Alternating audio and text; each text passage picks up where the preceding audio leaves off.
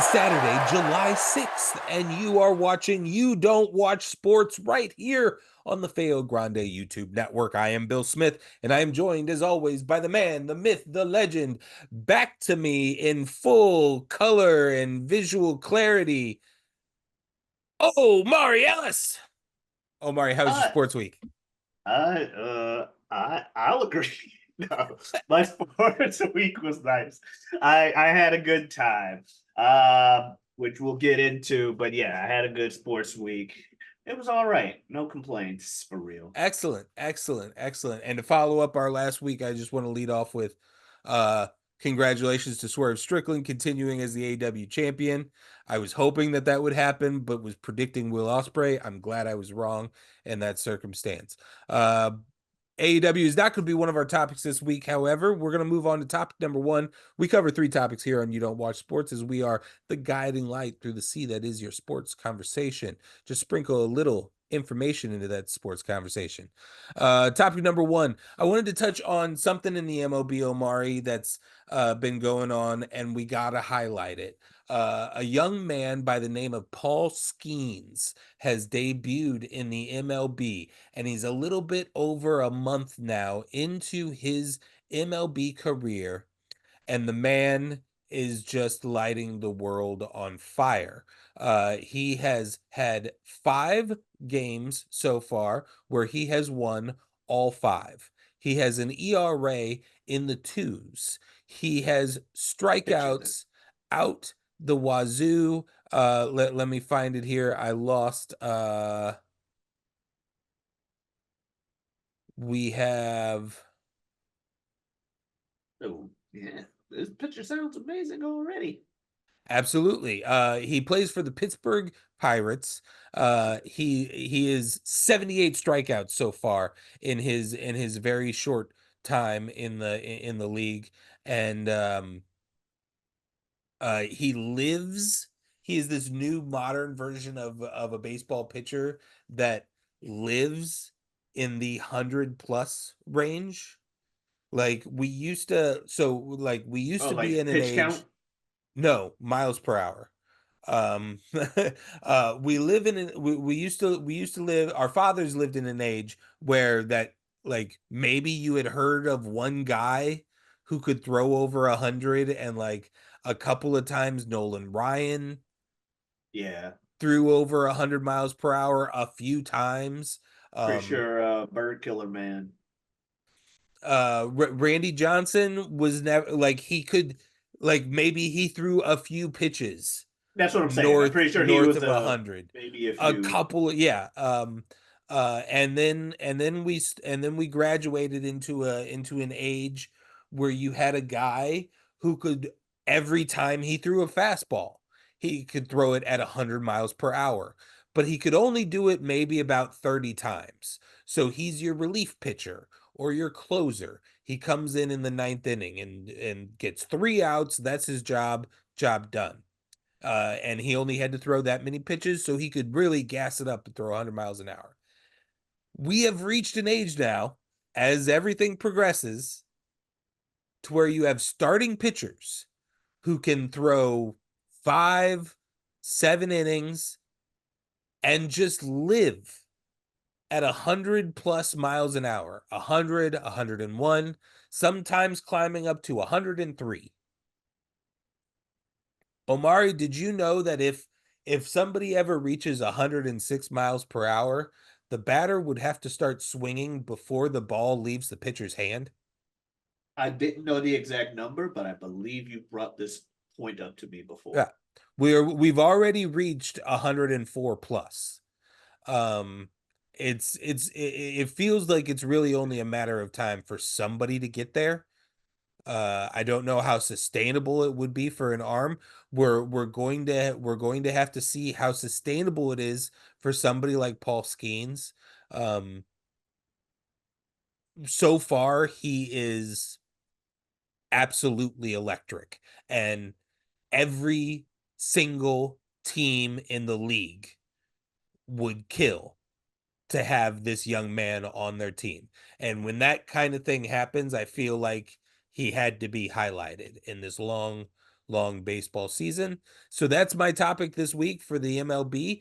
Paul Skenes, the Pittsburgh Pirates. Get to know him, get to watch him because he is impressive. On to topic number two, Omari, you were gone last week, as we hinted at, and it's because you were attending something pretty special to you and pretty cool for the fighting game community. Give us a little recap on CEO 2024. Yeah, CEO 2024 from Daytona. I'm even wearing the shirt from this year with various fighting game characters on it.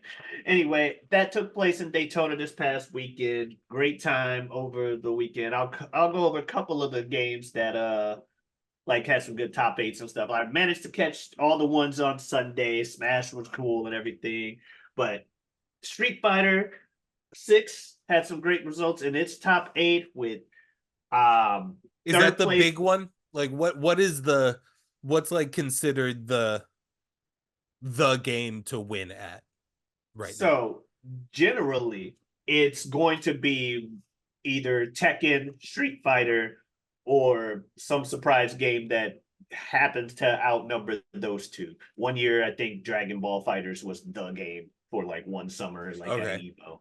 Evo. This year the main three games were Smash Ultimate, Super Smash Brothers, because that always gets people in there.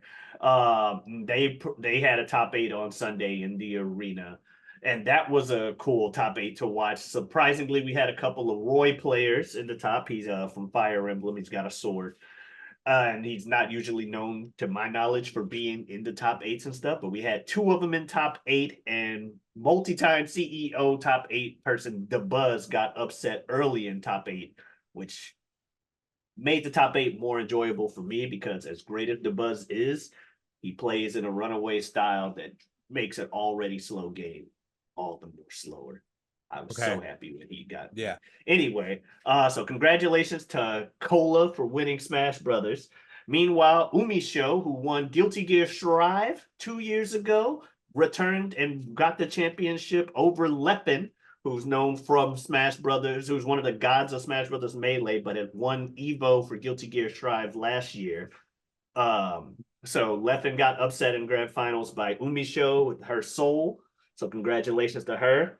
Street Fighter 6 was the second biggest game this year, and FlyQuest's Punk the God, who named himself after Punk the God being his like full little like YouTube streamer name or whatever, but Punk as he's known, CM Punk fan for you wrestling fans out there.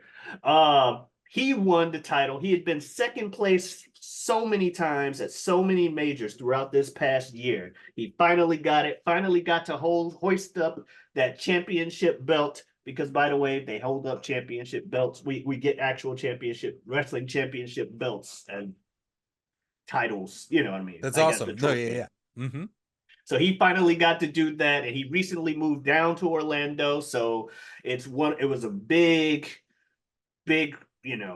crowd reaction for that.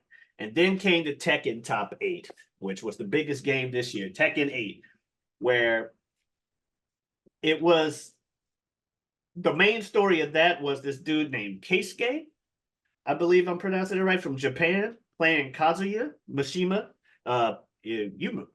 We watched the Tekken movie. Yeah. The main character from that. Like, wait, you actually would know this person. Yeah, Kazuya, he played him, and he was upsetting a lot of people, and there were a lot of close matches down to the wire. But at the end of the day, this isn't Japan's game anymore. It's not Korea's game anymore. It ain't never been America's game to win. It's a Pakistani game as Atif Butt, dropping the butt from his tag, but just Atif with Dragunov won in the grand finals. Awesome. Amazing, everybody. Great time, as usual. I participated in the tournaments. I didn't do that well. It's fine though. I did better than expected. I went like 2-2 in Street Fighter and CDS 2. Very cool. Very cool. Curious, what would you say is potentially age wise the youngest competitor in the field, and who would be maybe a surprising oldest competitor in the field age wise? Like, what's our age range we're talking about? This year or just in Yeah, general? like, do you have anybody in like the single digits or like 12 or something like that? And then do you have anybody in like their early I'm not sure 60s about or I'm not something? sure about this year. However, there was someone in the Street Fighter top eight. He went by Noah the Prodigy. And this is because he's been playing these games in tournaments since he was 8. He debuted at Evo as 8 years old playing Marvel vs. Capcom Oh 3. wow. He's more of a grown man now, or closer to a grown man now. You Mm-hmm. know, voice is deepened and stuff, but he top eighted in Street Fighter. Yep. Usually, I'd say about the general thing is about 13 is probably what you'll see the youngest of things, unless it's somebody's son that they bring in or they know somebody in the FGC. Right. Usually it's about 13 or so, and it doesn't get much younger than that. Oldest Oldest I've ever seen was someone like in their 60s just being like, we wanted to try, like an old couple Yeah. like 2 years ago. We're But giving it like a go. we yeah, our grandson was into these, so we entered. All right, that's cool. That's But cool. generally I'd say about 40 something. Like Daigo was here. I think he's in his mid 40s by now, or almost his Hmm. mid 40s. So about mid 40s. So anywhere from like 13 to mid 40s. Okay, I'd say it cool. would be a good average. But usually I'd say late teens, 20s. Yeah, I prime. and then my other question is I'm seeing we had a little bit of a visual reference in our chat for you in this topic. And I'm just taking a peek at it and I'm thinking that maybe the names in parentheses are the characters used in the game. Correct. And most of these people have like one, maybe two, but then you have third place in Tekken 8, uh Dojin. Dojin, who has one, two, three, four, five, six, seven, eight, nine characters used.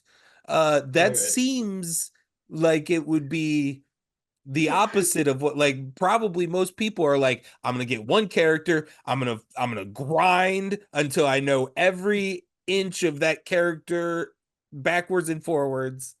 And Yeah. then here this So guy is changing characters every match. pretty much that, and like you said, that's not normal.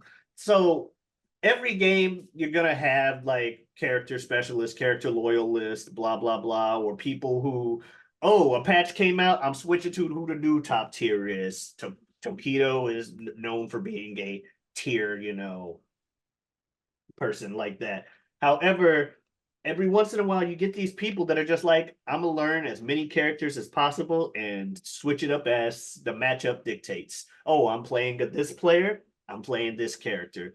Dojin, on the other hand, literally every time he like lost the game, he switched characters pretty much. And he just made it through the top eight, like, because the games, the sets were like 2 out of 3 or 3 out of 5, depending on the game. So you can have going back and forth and stuff like that. But yeah, he played Leo, Claudio, Fang, Lily, Shaheen, Law, Zafina, Leroy, and Lars. That's 1, 2, 3, 4, 5, 6, 7, 8, 9. I don't know how my fingers I don't get know that. how you got to six figures. But yeah. Yeah, Yeah, that's as an outside perspective looking in, that's the immediate thing of like one thing doesn't belong here on this they visual. call. Are you familiar with Mokujin in Tekken? That sounds familiar. The wooden guy that every Yes. round he changes to a different character playstyle. Yeah. Yeah, the announcers, Tasty Steve and Rip. Shout out to St. Louis's own Tasty Steve. Nice. They called him the real life Mokujin. I hadn't known anything about this player prior to this top eight, but then I saw what they were talking about. I'm like, yeah, he really is Mokujin. He made it to third place, switching pretty much every freaking game. Meanwhile, what was it? First and second were character specialists like Atif and Keisuke, which Yeah. Dragonoff, that character, That's funny. That's funny. so good. But All yeah, right, we're no, gonna move on. We're it's gonna move on great. to topic number three, Omari. Later on this evening, we have WWE Money in the Bank, and we're gonna run through these matches here real quick, get our predictions, get our quick little thoughts on what's happening in the scenario. Spoiler alert, we have a little bit of a connection to this as we did a little bit of a fantasy wrestling scenario over on our series Mocked Draft. Go check it out where we have drafted wrestlers and points apply. It's pretty fun. Go check that out. Quick little tease there. Money in the Bank, Omari. Let's start with there's two highlights of this show. Obviously, they're named after the pay-per-view. Let's do the female Money in the Bank match. We have Zoe Stark. We have Naomi. We have Tiffany Stratton. We have Lyra Valkyria. We have Chelsea Green. And we have Io Sky. What do you think is going on here? We have two former WWE champions in Io Sky and Naomi, former Money in the Bank holder in Io Sky, and then you have two rookies, Lyra Valkyria and Tiffany Stratton, and two undercard, some would say underutilized folks in Zoe Stark and Chelsea Green. Where's your heart leaning? Where's your head leaning on this one? Heart's leaning toward EO Sky. I needs the points. You alluded to the fantasy thing. Uh I would need EO to get me some points via that. What's your Um brain telling you? my brain is telling me that my brain is telling me one or two things. Naomi, because it's time. She hasn't really done they haven't done as much with her, and she is the former champ, so probably get her back in the mix. And another one, just because it'll people wouldn't see it coming for real, Chelsea Green. Because they like to do those kind of things. They did a similar thing with Carmella a few years ago, where people are like, "Ain't no way Carmella's winning this," and then she did. I could see Chelsea doing it. So yeah, I'd say either Naomi or Chelsea. I'll say Naomi. Yep. My heart and a little bit of my head says Tiffany Stratton.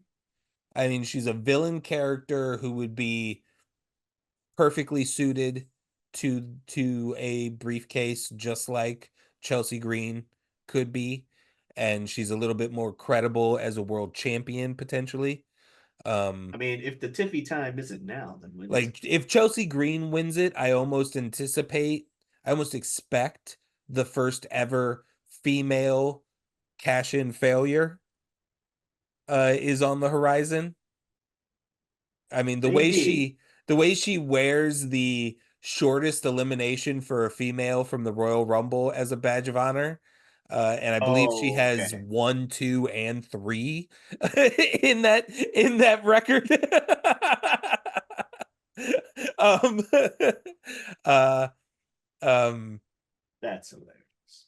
I do find it interesting. The other thing I think about is possibly not knowing when Rhea will return for the Raw women's landscape, and could a baby face like Lyra Valkyria winning the briefcase and doing a like predetermined cash in, like I'm challenging you for this at the next pay-per-view, to just kind of Yeah. keep Liv busy if Rhea's not going to be back here soon. That's another possibility, but I'm gonna go ahead and vote Chelsea Green as well. I think that's the funnest of them. But I'd also love to see Tiffany Stratton. Yeah. Let's go to the Intercontinental Championship. Sami Zayn is facing Braun Breaker. What And are you he's about to thinking on get this one? Sammy's about to get Braun broken. Like this man's been running through everybody. Like literally. Yeah, I think the only thing that could potentially save Sammy is if this is the one to their doubles match, where Braun takes it the second time. Gotcha. Like if because they're teasing that this might be a like, ah no, I'm the veteran and you're a little too cocksure kind of storyline. So if this is a Braun tries for that instant spear, Uh, And yeah, and Sammy moves, and we get the classic shoulder to the ring post. Oh no, yeah, big man or weekend. even just like somehow you turn that into a surprise roll up and we shock everybody by Sammy winning this match in 5 seconds. You know what I'm saying? Like, Chelsea wins Money in the Bank. Sammy wins with a roll up. Something else. Oh my goodness. all right. So yeah, otherwise I think yeah, I think we're looking at Braun Breaker to be the next Intercontinental Champion. It's just whether it's here or at maybe SummerSlam in the rematch. Fair. Let's go to Bloodline. Bloodline Cody story, Omari. We got the 6-man tag.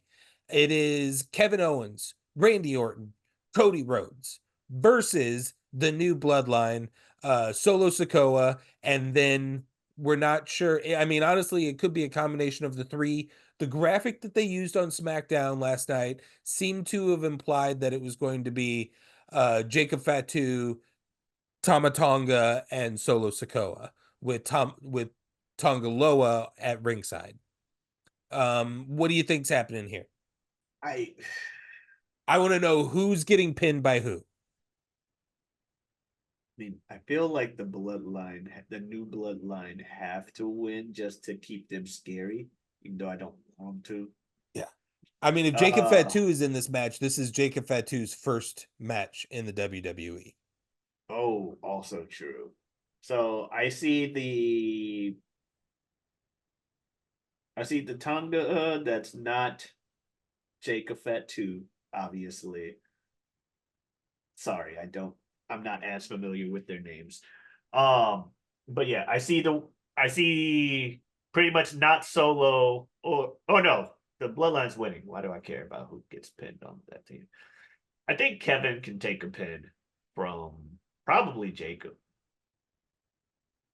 Like they That seems to be the way it's most likely to go. I would love to see Solo pin Cody Rhodes just for the story of it all. Just to build up like the two of them versus one another. right, Yeah, right. because Or Cody doesn't take a lot of pins either, right? Cody does Cody takes almost no pins. Cody takes almost no pins. He has taken pins from Roman Reigns and Drew McIntyre. He has passed out to Brock Lesnar. All right. I feel like if they want to build Skolo as like and his bloodline as equally scary, I think what you're saying needs to happen. Solo versus Cody. Or Cody takes the pin and it's like Yeah. Either from Solo or from Jacob Fatu. hmm. Like either Solo needs to be built up by the Cody pin, or Solo is going to be this leader that doesn't wrestle thing. And I'm fine with that. Like if you can somehow make it work to where Jacob Fatu is your potential WWE challenger championship challenger, but Solo still leads the bloodline, then that potentially sets up a infighting scenario between Jacob and Solo. There's a lot of ways you could go here, but I would love to see Cody eat a pin here, just because it's not for the belt. It's not for the belt. You could you Why could not? you can put somebody, you can put one of these new bloodline members over. Um, Either that or honestly, Randy Orton has yet to eat a pin, I think, since returning at Survivor Series. He's in scenarios where he loses, but it's where Kevin Owens gets pinned. Yeah, but Randy's been eating, it's fine. It's heavier now. It's harder to keep him down. Yeah, he's been eating. He has been eating. Men's Money in the Bank ladder match. You have this match is stacked. This match is Yeah. stacked. It is going to be a very good match. You have Carmelo Hayes. You have Andrade. You have Chad Gable. You have LA Knight. You have Jey Uso. And you have Drew McIntyre. You have, let me put it to you another way. You have CM Punk, who is actively in a run in storyline with Drew McIntyre. You have the Wyatt Six, who are actively in a run-in scenario storyline with Chad Gable. You have Logan Paul, who is actively in a run-in feud storyline with LA Knight. What the fuck is going to happen in this match, Omari? I feel like, especially with all the run-in things, to take out the three more obvious choices, I should say, because you want to be like, well, Drew is clearly the guy you want to push because he's Drew, but Drew also doesn't need Money in the Bank. Oh, it'd be cool People if he keep had it. I keep hearing people saying that of like, oh no, wouldn't it be amazing if like Drew does get the money in the bank and then CM Punk screws him on the cash in too? It's like, well, Oh, it is stop. already at nuclear level heat. Like we Yeah, don't, like they already hate each other. Like yeah, eventually he's gonna bring the sword out and start swinging it again. right. Because I must point out to people who don't know, canonically, Drew McIntyre has swung that claymore at people. Like in the canon, he is a person who's willing to try and kill you with the claymore. And how far do you want to push this man off? Anyway, that said, I think with all those, and because I think it'll help add a wrinkle to all this Cody bloodline, other shit stuff. Your boy, it wouldn't help me in the fantasy thing, but your boy mid event Jay Uso. Yeah. I thought we were gonna capitalize on this a couple months ago. Yeet. I thought we were gonna capitalize on that a few months ago. It's gotta Yeet. be now or never. Are you the main event, Jay, or are you not? But if you got the Cody versus Solo, and now here's Jay with his fucking briefcase, like, hey, motherfucker, you thought I was done with bloodline shit. But do I turn it on the bloodline, or do I wait for Cody to win and turn it in on him and bring the belt back to the bloodline? Jay Uso. Yeah, honestly, your boy wants them 10 points. I would love that. I would love that. I love Jey Uso. I would love to see him get, if this is the thing that he gets while he's solo, and maybe he gets a belt out of it for a hot second, or even maybe he fails a cash in. If this is the thing that he gets during his solo run before he rejoins his brother in the bloodline, I'm okay with that. I guess I really hope he gets a title at some point. I thought it was going to be a mid-level title, um, which he could still use, but I feel like if he wins, he kind of needs to go after the world heavyweight title. Um, but honestly, I am perfectly okay with every one of these people getting it. Oh, same. Carmelo gets it, and you're jump-starting a career of a heel that always works well with the Money in the Bank briefcase. If you True. give it to Andrade, you're giving it to an established veteran who has great wrestling matches, who maybe doesn't Let have the me best go. promo abilities and could benefit from just having a thing that he holds up and points at. They need to give him Selena back. um, They just need to give him Selena back. yeah. I understand Selena's doing her own thing right now, but he needs something. Chad Gable, LA Knight winning it is interesting, and I feel like that storyline would maybe lead to a mid card title cash in, which I am personally not opposed to. Oh wait, that's right. They already fucking Austin cashed in on a mid card title, right?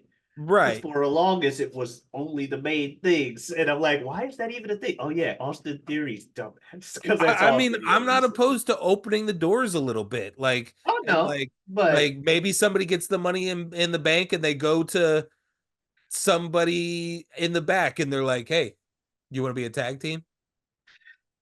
And then they go and then the next or round they we pull see a them. Braun or they pull a Braun Strowman and get a 12-year-old from the crowd. Let's win the tag team champions. I'm not opposed to playing with it a little bit, and yeah, I feel like right now their characters, LA Knight is focused on the is fixated on the U.S. title. Chad Gable has been fixated on the Intercontinental title for a very long time. What if he wins it and he says, "Ah, this is how I'm going to do it now." He would be Braun totally wins, and then he justified. just comes out with. He would be totally justified in cashing in on a mid card title if it's Chad Gable, who has been obsessed with this Intercontinental title for a year and a half. Yeah. So I would enjoy any one of them winning it. Let's jump into the what is rumored to be the main event of the night. It could be a number of matches, but rumored to be main event of the night. Damian Priest, World Heavyweight Champion, is defending against returning Seth Rollins. They have added gentleman stipulations to this match, Omari. If Damian Priest wins this match, Seth Rollins will never be allowed to challenge for Damian Priest's World Heavyweight title. Damian Priest loses this match, he will have to kick himself out of Judgment Day.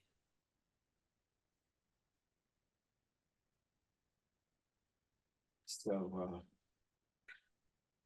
congratulations to the new champion, uh, Seth Rollins. Because hasn't Baby been doing like the suddenly over the last month, suddenly he's reprehensible by what's going on in Judgment Day? Like, come on, Yeah, guys, why he's are we they've evils? they've been turning him good guy since Yeah, WrestleMania. yeah. So it's like, He hates okay, Judgment Day getting involved in his matches. He's annoyed every time he's backstage in their clubhouse. I hate that they call it a clubhouse. I that's wish they would just hilarious. call it the Judgment Day locker room. Because Or clubhouse anything. makes them sound like they're all six. Yeah, Um, like anything other than fucking clubhouse. You can even say penthouse. Like, um, but yeah, he's annoyed with them pretty much all the time. Uh, Feels like that's where we're going, but it could also be he beats Seth Rollins and says, I'm leaving anyway. "I'm leaving anyway because y'all annoy me." um, Let's hope that happens. I could use them 5 points. Uh, uh, yeah, yeah. um, for my money, I think that that's what's going to happen storyline wise, but also as I've revealed to you over the last few months, Seth Rollins is my new favorite wrestler wrestling today. Um, so him getting the title back for SummerSlam, where whoever is holding that belt it's going against Gunter, right? is going against Gunter. So that would be a good match. And also, it's a Seth Rollins versus Gunter, a healthy Seth Rollins versus uh Gunther. yeah, and the Mm. idea of paying Seth back for the sacrifices he made during Mania, where he was still going out there on the bad knee and doing everything he could, or pretty much held together with duct tape and a prayer. And he's still putting on the show he did. This is a nice way to repay that. Like, hey, here's a couple extra months Before you get with the murdered by title. Gunther. But That's it's repaying a him, but it's it's an also extra is title reign. yeah, and they're going to have a banger. Like Yeah, that is going to be a match of the year candidate. yeah. So that is a reward in a way, even though you would be potentially most people would assume you're going to be losing that match. But You know, as I Cena talked has about with you, 15 I'm championship more reigns. I'm How more many? into somebody having like I don't necessarily love the 3 years of dominance and then one loss. I Yeah, kind of like every wrestler every calendar year to have like a 96% win rate kind yeah. of thing. Like I'm okay if Gunther gets his first world title shot and the world says, "No, Gunther, you thought you were literally just going to go through every rung of life and dominate? Like you're at the big time now. This is what the main event looks like." But I'm he not has a opposed to choir that. in his theme song, Bill. He did beat Randy Orton, but he didn't. Got a choir in his theme song. You gotta fear those people. Like Well, I'll be watching tonight. That'll be airing tonight. Money in the Bank. Stay tuned. We'll be back next week with everything you don't watch sports about. To give you a little recap, sprinkle that information into your sports conversation. Omari, tell them all about it. Yeah, so all about it being this channel. We got other shows on this channel. We already mentioned Mock Draft, the show that pops up on Mondays where Bill and I we draft various things. As he mentioned, first episode, wrestling fantasy draft. We've also drafted other stuff like Looney Tune characters on a football team, Jim Carrey baseball team, stuff like that. Go check that out. Also, on Tuesdays, we got a show with the two of us called This Guy Hasn't Seen, where the two of us trade movies and other forms of entertainment back and forth and go over that. It's very fun to enjoy. On Wednesdays, we have the Whatever We Want podcast that I do with a good friend of mine, a good friend of the show, Super Jazz. And he and I talk about Jazz! thank you very much. As nature intended, he and I talk about just that, whatever we want. And obviously, Saturdays, we got this show. I also have a Twitter and Twitch at Giotavi. That is Giotavi. Come on in, stop on by.